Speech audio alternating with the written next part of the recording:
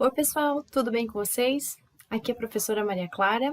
Hoje nós vamos trabalhar mais um tópico na disciplina de administração municipal.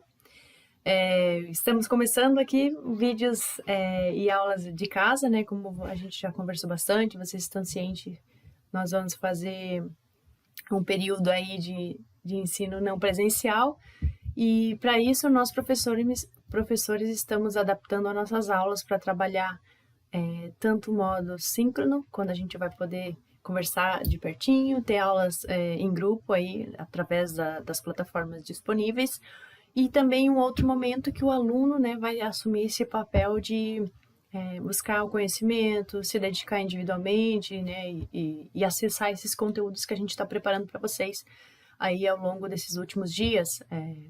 Então, nós temos aí como programação da disciplina, que a gente já apresentou nesse primeiro momento, nós vamos trabalhar hoje alguns tópicos visando recuperar algumas coisas que não ficaram tão claras até aqui, né, no nosso semestre nessa disciplina, e trabalhar, assim, alguns pontos de administração municipal que estão muito presentes no que a gente está vivenciando hoje na prática da administração, tá bom?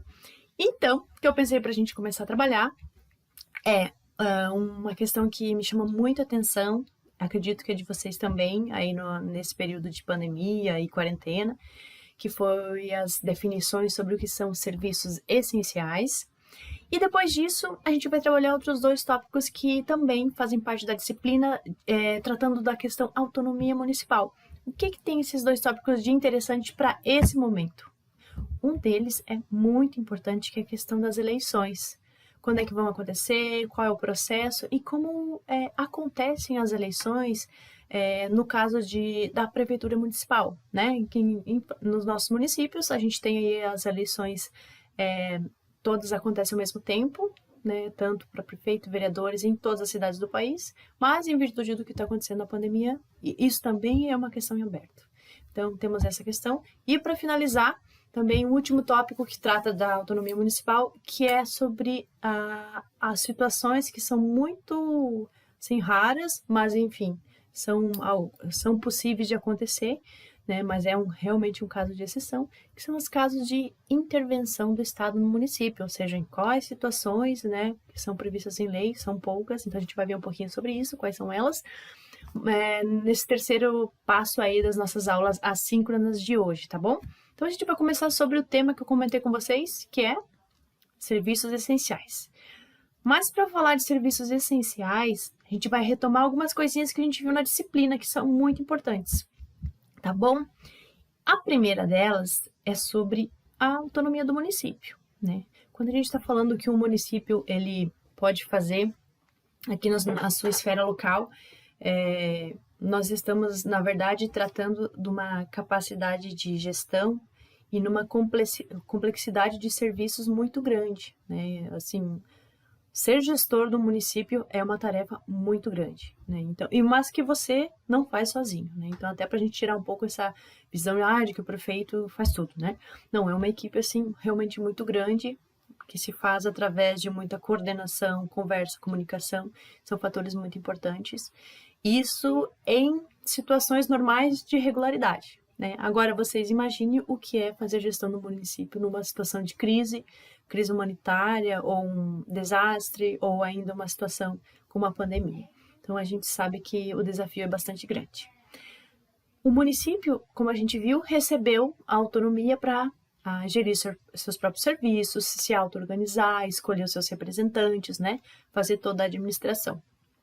E essas competências, quando eu estou falando da autonomia do município, nós temos essas que eu falei para vocês, que são as atribuições, ou chamada também de competências e responsabilidades, né?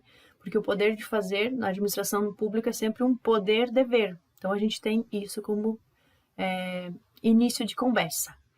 E onde é que você pode encontrar mais informações sobre isso? Bom, na nossa Constituição Federal, essas informações elas vão aparecer lá entre os artigos 29, 30, 31.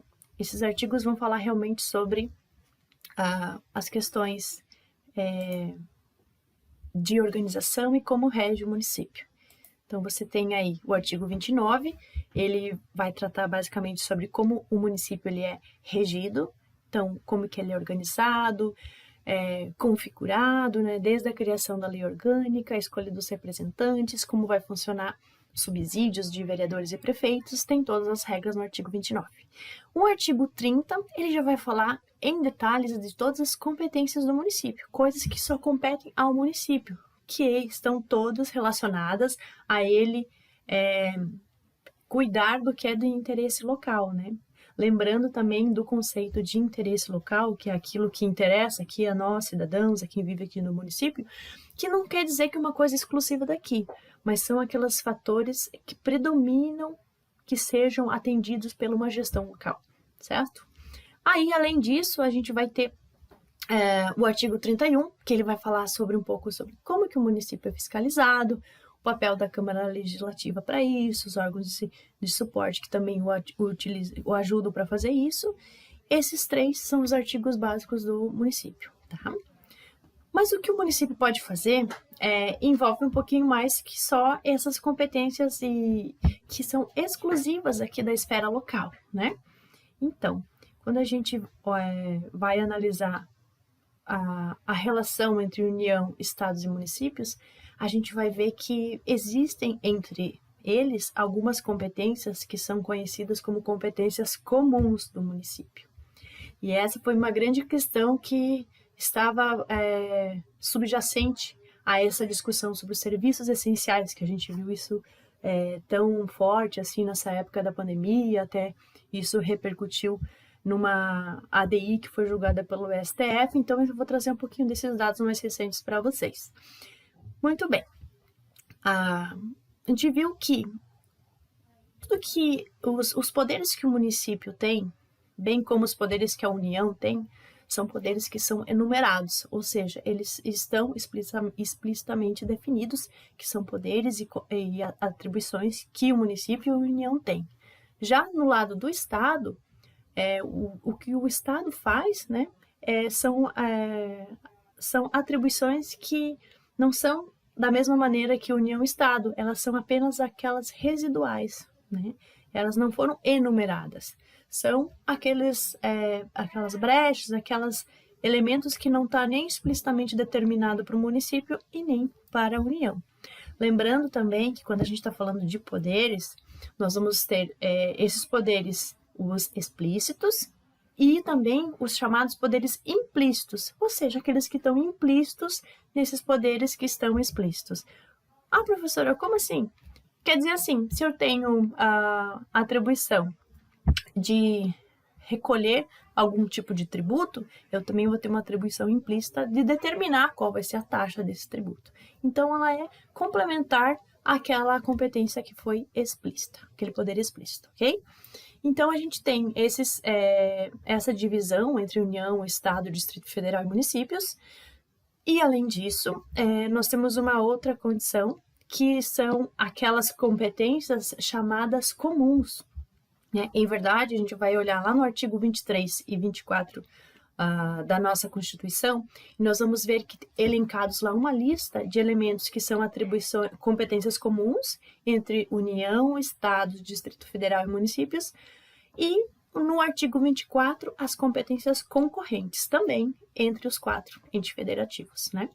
Então, lá, a gente acessando isso em mais detalhes, eu recomendo vocês que deem uma olhadinha lá, vocês vão ver os setores, os segmentos, os tipos de serviços que são de responsabilidade ou em parceria, né, em comum, ou seja, aquelas áreas que tanto Estado, União e município trabalham juntos, como preservar os artigos e os bens culturais, né, trabalhar pela preservação do meio ambiente, a questão do trânsito e a questão da saúde. Então, quando a gente está falando de saúde e competências comuns, é aí que entra a questão de todo o trabalho que tem sido feito no país para conter um pouco a propagação do coronavírus e tudo mais, né? Então, a área de saúde é uma área que é relacionada a esse artigo 23 de competência comum, né?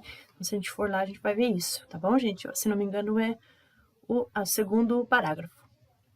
E aí, o que acontece? As competências chamadas concorrentes, elas funcionam para os 3 entes federativos além do Distrito Federal, perdão, elas funcionam de uma maneira, e somente elas de uma maneira um pouquinho diferente. Porque quando a gente está falando das competências concorrentes, pressupõe-se uma hierarquia entre elas, sim. Então, quando a gente está falando da competência concorrente, só há hierarquia para esses casos, né? Onde existir, onde essas áreas onde União, Estado e municípios regulam concorrentemente, né? Então, para elas, a gente tem que consultar lá o artigo 24. Nesses casos, então, se mantém uma hierarquia, sim, que o município segue o Estado segue a União, tá bom? Nas competências comuns, não. As competências comuns, cada um é autônomo para fazer o que for necessário, né? Então, nas competências comuns, não precisa seguir essa hierarquia, ela não tem. É só nesse caso das competências concorrentes, tá bom? E aí foi em volta disso que aconteceu a discussão e a deliberação pelo STF da arguição de uma questão de inconstitucionalidade. Eu vou explicar um pouquinho melhor para vocês. Como é que aconteceu? Bom, desde o início que a gente começou a enfrentar essa pandemia,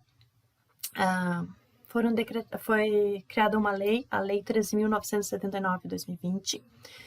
Bom, e a Lei 13.979, que foi emitida em fevereiro, ela envolvia tudo que seria necessário, né? Ela regia sobre o enfrentamento do coronavírus, né, aqui no país. Muito bem. Logo um tempo depois, aí foi em março, foi editada uma medida provisória pelo presidente, a 926, e essa medida, entre outras especificidades sobre o enfrentamento do coronavírus, ele também dizia lá que se caberia ao presidente da República definir, né, quais são os serviços essenciais, né? E aí, depois dela, tiveram outros dois decretos, o decreto 10.282 e o decreto 10.329, que eles também traziam aí definições e detalhamentos sobre os serviços essenciais, né? Então, quais são e quais não são, né? Quais eram e quais não eram os serviços essenciais determinados ali. Então, teve toda uma polêmica quanto a isso, porque os serviços, né, como a gente sabe, a administração de serviços públicos locais é uma atribuição do município, por exemplo. É a gente que vai, em grande medida, através dos serviços públicos municipais que nós recebemos os serviços públicos, enfim. Então, se criou essa polêmica. E aí, logo depois, assim, ou no meio de tudo isso, foi dada a entrada, né, no STF de uma ADI, a arguição, né, declarando a inconstitucionalidade da MP 926, né, foi encaminhada pelo PDT, e aí, com base na análise dela, o ministro Marco Aurélio de Mello fez o parecer, né, e a análise dele, em geral, assim, deu a entender que a norma geral, que seria essa 13.979, ela não impede que exista essa parceria, essa atuação comum entre União, Estado e municípios. Assim entendeu o ministro, né? Mas, de qualquer forma, ele deferiu parcialmente a ADI, né, lá no relatório dele, em detalhes, isso tem tudo bem explicadinho. Ele definiu que, apesar disso, seria importante que ele colocasse esse parecer como uma forma pedagógica de instruir que se trata aí de uma competência concorrente, né? E, na verdade, ele colocou assim, se trata de uma competência concorrente, conforme artigo 23, né? E só que, na verdade, o que ele estava falando, de fato, né, era competência comum, mas enfim, saiu aí, saiu escrito competência concorrente, e aí isso foi mais uma dificuldade, porque daí parece que, às vezes, como uma palavra, né, olha o peso de uma palavra no processo todo, mas substancialmente ele quer falar que são as competências comuns, que é a questão da saúde, né, mas ele acabou usando lá no seu parecer o termo concorrente, que se trata daquele outro artigo, artigo 24.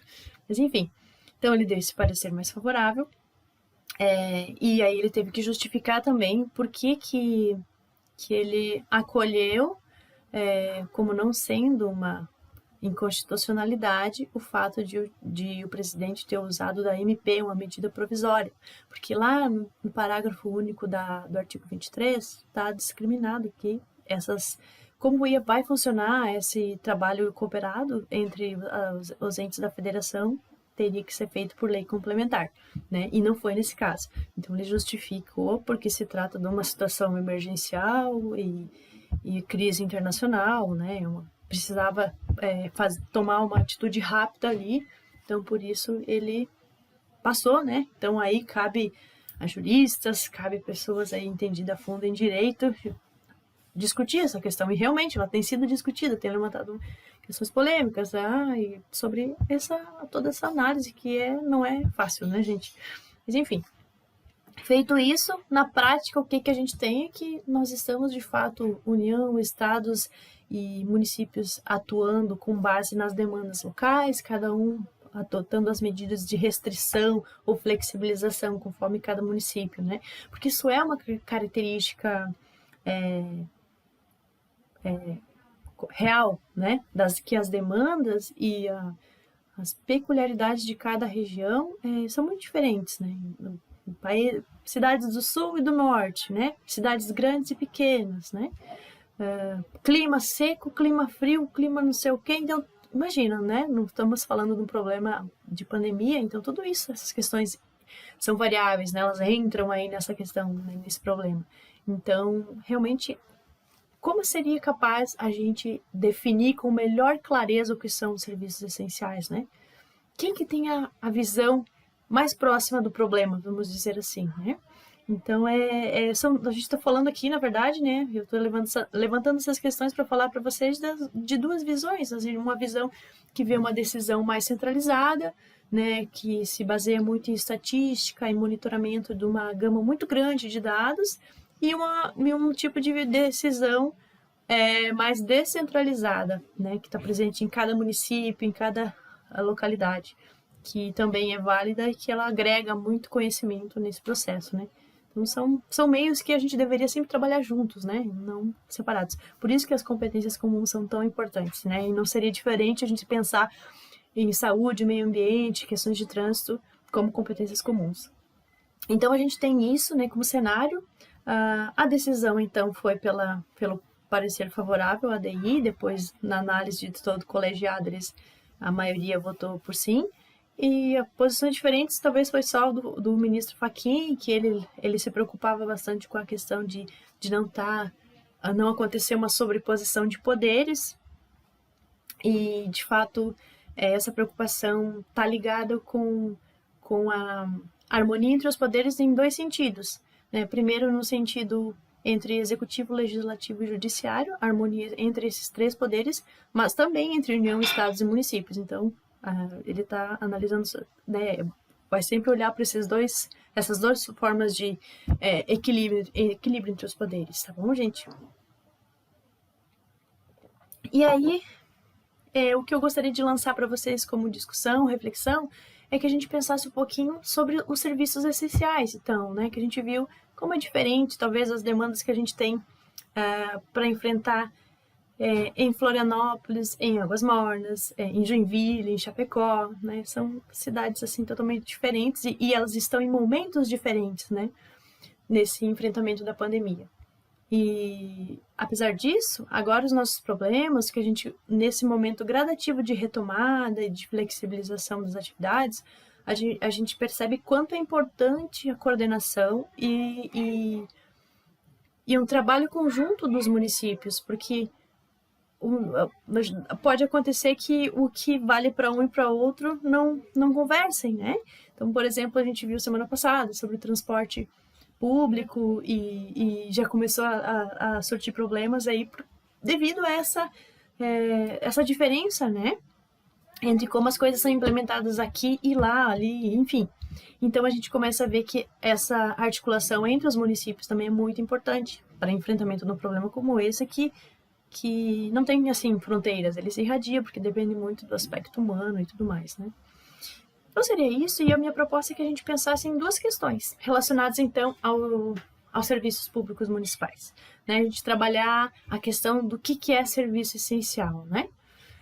Então, vou propor para vocês, como exercício, primeiro, para a gente dar uma pesquisada quais foram os critérios, né, que o Estado e o seu município utilizaram para definir serviços essenciais. Como que isso aconteceu, né? Deem uma olhadinha lá, verifique, tentem encontrar esses critérios que eles utilizaram para defender os serviços essenciais. E aí, um segundo questionamento, mais da tua reflexão se você fosse um gestor local, né, que critérios você utilizaria, né? E que fatores talvez influenciam essa definição de critérios, né? Porque a gente, lembrando, não decide sozinho, né? É uma rede, é governança, é participação de todos, é escuta. Então, pense em várias coisas que podem influenciar na definição do serviço essencial, tá bom? Obrigada, gente. Até a próxima.